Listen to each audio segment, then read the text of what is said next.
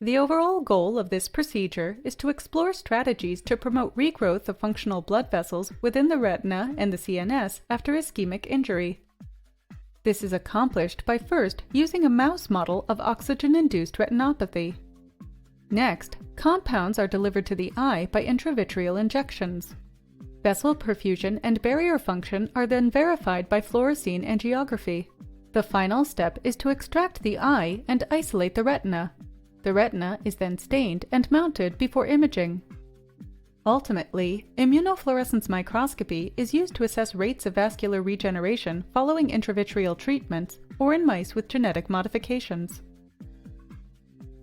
The technique we're presenting provides a highly reproducible, easy system in which to assess vascular regeneration within the central nervous system. It's based on the Smith model of oxygen-induced retinopathy and can be quite helpful in designing therapeutic strategies to remedy ischemia within the central nervous system. This method can help answer key questions about the molecular mechanisms that drive or prevent functional regeneration of blood vessels in the CNS. It can be used to study the impact of genes, pharmacological compounds, or elucidate pathological mechanisms that stall vascular growth. In addition to ocular diseases, this technique can be extrapolated to other areas of the CNS, such as the brain and spinal cord.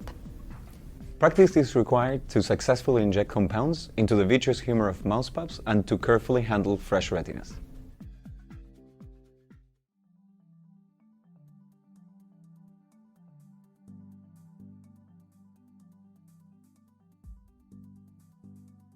To begin, place mouse pups at P7 and a CD1 fostering